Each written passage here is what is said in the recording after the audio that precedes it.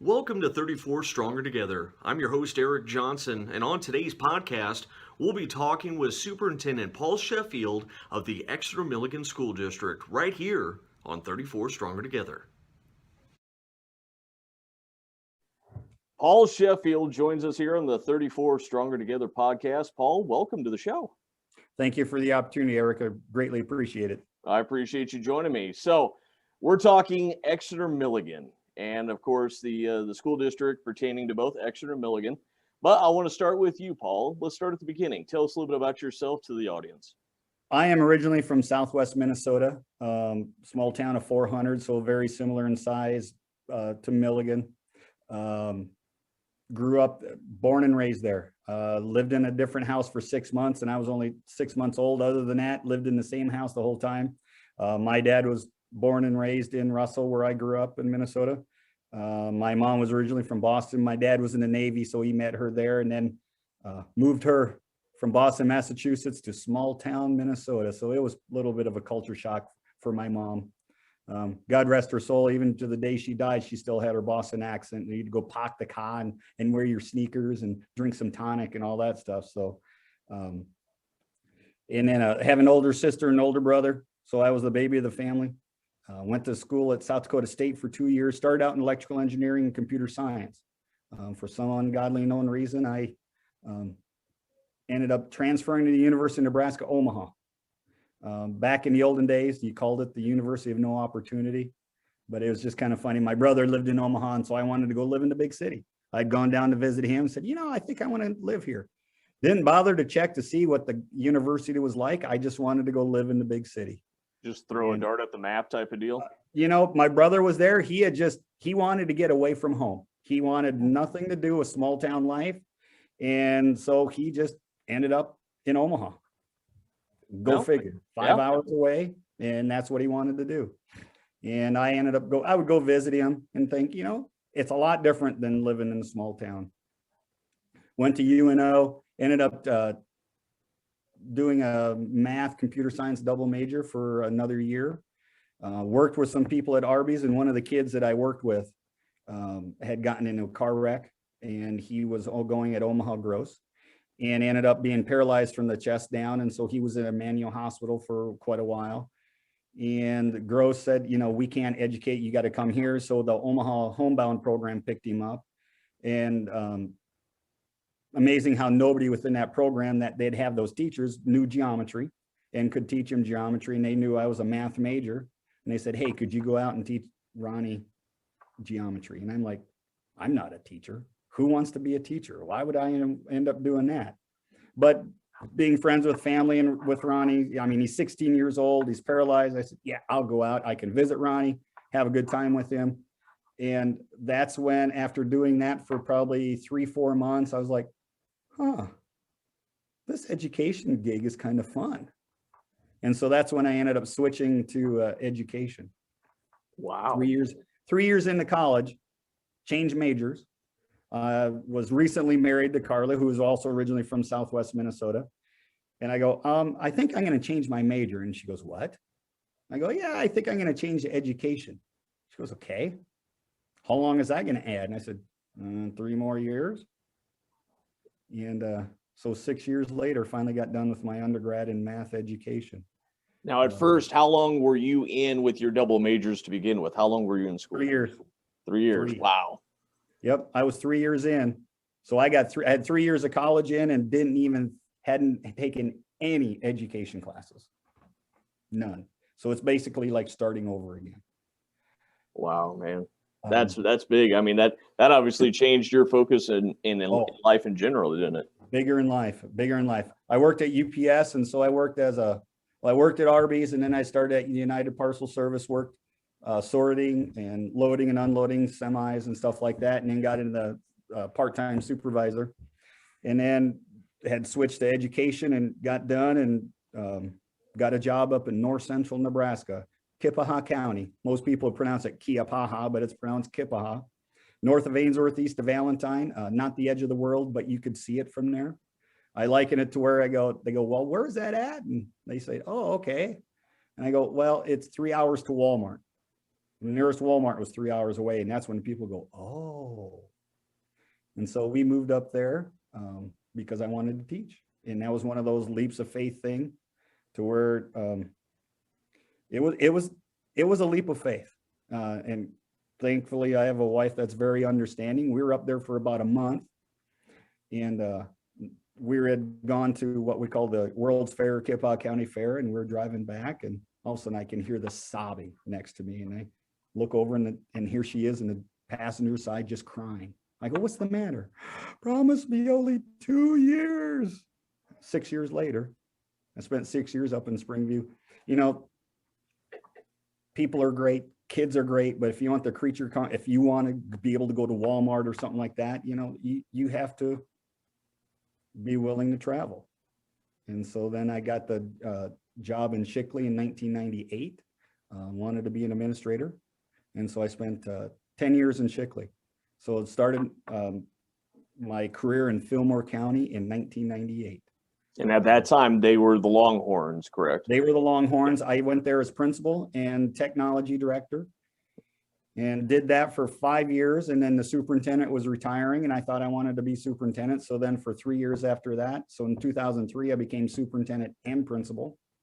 Did that for 3 years. And then the last 2 years in 06, 07 and 07, 08, I was superintendent, and then we had hired a principal, and just knew it was time for something different. And the opportunity came at Exeter Milligan. So I applied for that because I really wanted to stay inside the area, but yet time for a change. And got hired on at EM in 2008, and this is my 13th year. Well, congratulations. Oh, thanks. You sound so excited. No. It's just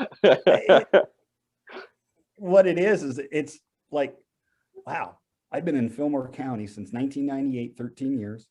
No, 23 years.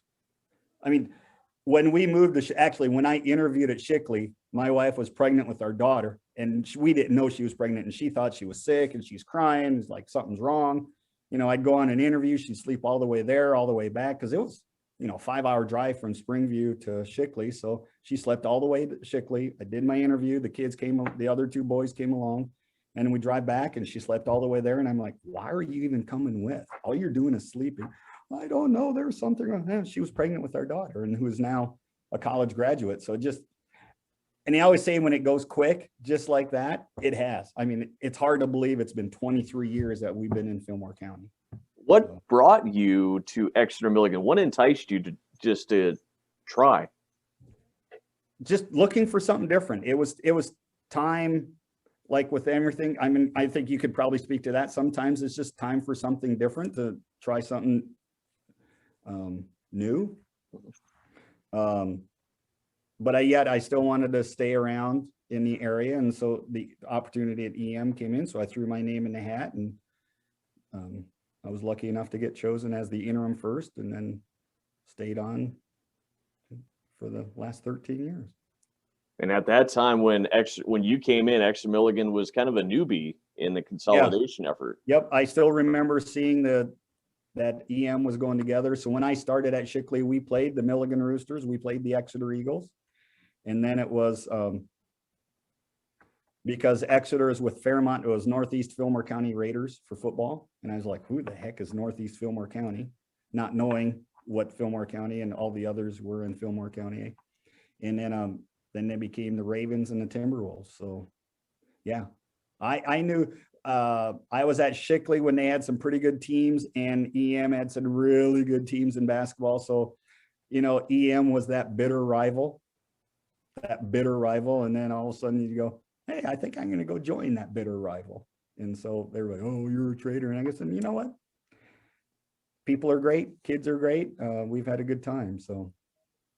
Yeah. And it's weird because, yeah, you're coming from both sides of the spectrum, but really it's all about the kids. You kind of thrive on that opportunity. Yeah. A new challenge, is, I guess, would probably be the easiest way to say it, right? Yeah, you said it right. You said it perfect right there. A new challenge. It was a different challenge. You know, you're bringing 2 communities together into one. I know when I had applied for the position, I knew Dr. Sharp, and so I talked to him, and I go, what do you think, Tom? You know, what do you think? He goes, great opportunity. You know, you're bringing people together, and, you know, he was like, you know, now you need to bring them to the next level and the next up. And so that's our focus has been on the kids and what we can do for kids and the opportunities for them. And pride ourselves just on being what we call a family. You know, we try to do a lot of stuff as team is greater than me and all that stuff. So yeah, all that. we are EM. That's been synonymous all over social media. I mean, you strive to have that as a culture for both communities, and, you know, families coming in, I mean, traveling in, actually coming into the Fillmore County area, you know, on a permanent basis, seeing a school like EM having that small town atmosphere. What makes EM stand out above all others? One of the things that you just said was the culture, the family culture, the we culture of saying, hey, we're here. We spend more time with our school family than we do with our own families. And so what we want for kids to be able to come to school and not just think of it as at school, but it's home. And so we want them to be able to enjoy themselves, have a good time, and to be comfortable. That's what we want, is we want this to be just like home, to be family.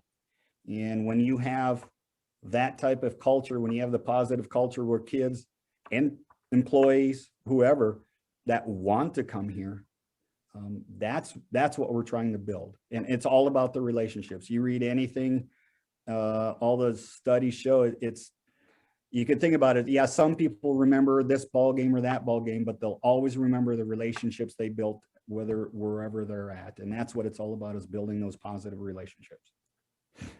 And so, you know, right now with Exeter Milligan, you said it before, athletically, some very gifted student athletes competing at a high pace, postseason, state level, if not each and every year.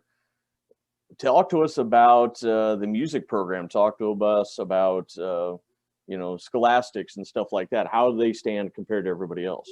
You know, it's a good thing you brought that up. Music. When I was at my previous endeavor, EM was also the bitter rival with CRC Honor Band, Honor Choir. You know, when I was in Shickley, we had a great music program there.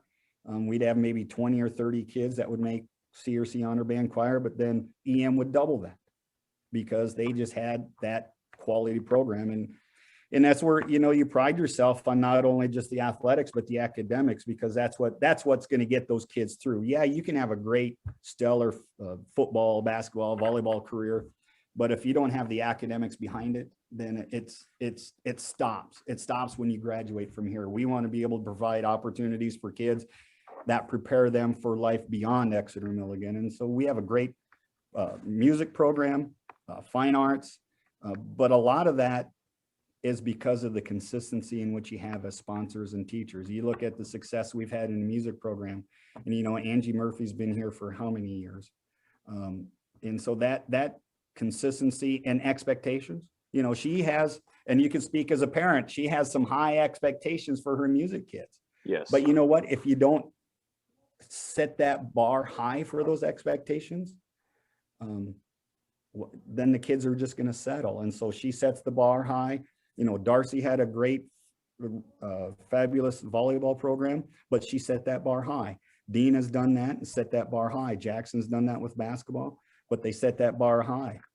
It's just all in the expectation, and the kids know, hey, if I want to do well in this, I'm going to have to put in the work. So it's not just the athletics, but it's also the academics and the fine arts.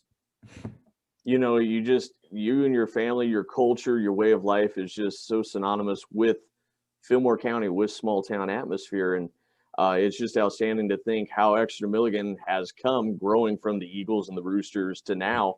What do you see in the next, you know, 5 or 10 years? What's gonna look towards Exeter Milligan's future here? You know, and that's the one thing, is when you talk about small schools, and a lot of stuff gets lost in the shuffle dealing with, they're always talking about test scores and this and that, and you talk about cost per pupil. That's one of those things, you know, there's more to that than a stat sheet. EM is EM.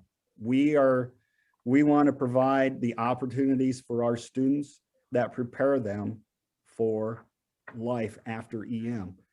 With the school foundation and the Exeter Area Community Foundation, we always give the kids as a graduation present a mailbox.